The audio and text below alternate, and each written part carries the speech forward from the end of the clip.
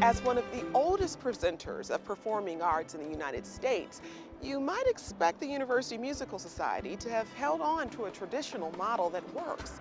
Well, if you want to ask President Ken Fischer about this, his office in the tower is not where you're going to find him.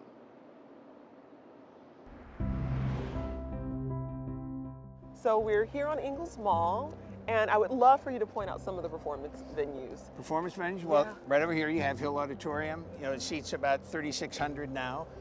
Here you've got the Mendelssohn Theater, a little small opera house. Beyond there is the Power Center for the Performing Arts, seats about 1,400, Proscenium Stage Theater. And then a great chamber music hall here at the Rackham building. Rackham Auditorium seats about 1,100. So we're very, very lucky. Built in 1913 and majestically renovated in 2004, Hill Auditorium is an integral part of the UMS legacy. So standing here, do you ever get that urge to break into song or? Oh yeah, I mean, I think anybody who's worked for the Musical Society has snuck in here some night, you know, and played Caruso. Oh yeah, James Galway has always loved this hall. Well, the acoustics are amazing. And imagine if we've sold out a performance and an artist says, so Ken, you know, how did I do tonight? I said, I want you to imagine a Carnegie Hall sellout. Close your eyes, imagine a Carnegie Hall sellout and add 800 more. Wow. That's what you had tonight in Ann Arbor. Ken, tell us a little bit about the history of UMS. In 1879, 4 church choirs got together in Ann Arbor because they wanted to sing choruses from Handel's Messiah. So they called themselves the Choral Union. Then they said, well, we need an umbrella for this thing. Why don't we call the University Musical Society and incorporate it? So that's how UMS got started. Starting in 1880, UMS presented performances by the Choral Union and University Orchestra, and steadily increased its offerings of fine American classical musicians. But it was the vision of an early UMS president that put the organization on the national map. Charlie Sink brought Caruso here to this auditorium, to Hill Auditorium in 1919. If you can imagine, the most famous singer in the world where we are right coming now. to Ann Arbor.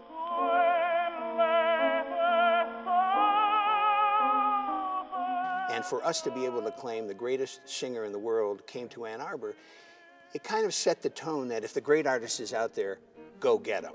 And get them, they did. Over the next 70 years, UMS consistently brought in the best of classical orchestras, conductors, and musicians. Ken Fischer arrived in Ann Arbor in 1987 with some ideas. But I needed to talk to my mentor, a man named Patrick Hayes, the impresario of Washington. They said about Patrick Hayes, he put the imp in impresario. Imagine this Irish fellow who was instrumental in the desegregating of the theaters of Washington.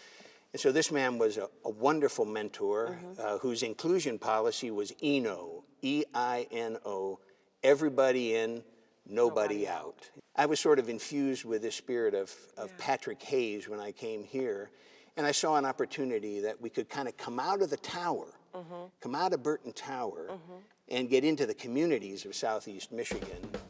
Since Ken Fischer's arrival, UMS has diversified its cultural and artistic offerings immensely, from a schedule that was mostly classical to a full embrace of the whole spectrum of music, dance, theater, and classical.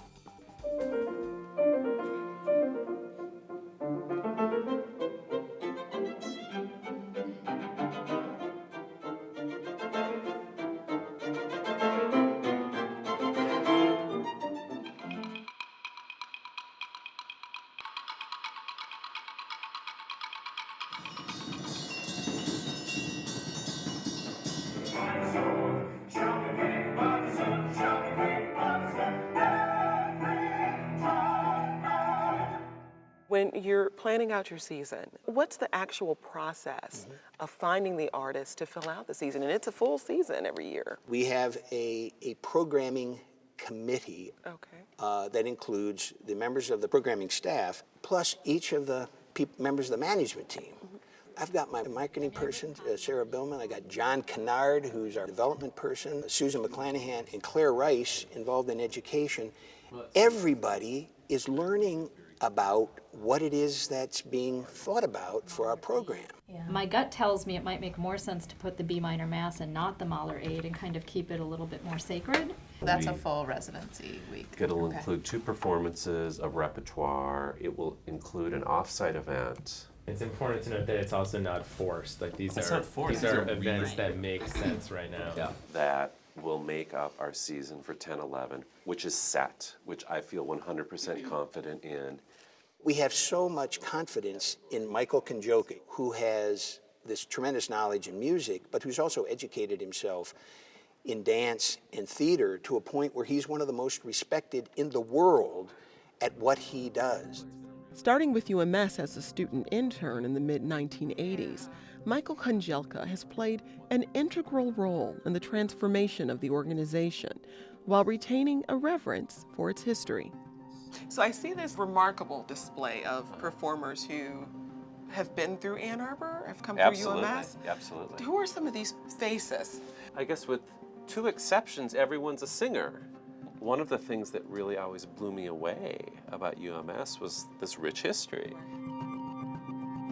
How important is it that you not just have a cross-section of performance types, but that you draw in performers from international companies? How important is it to have that kind of diversity in your programming?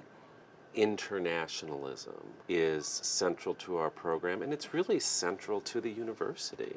And it's central to our community. That's something that I think we're all very proud of, because in the last 20 years, a lot of time has been spent in making sure that our program is more reflective.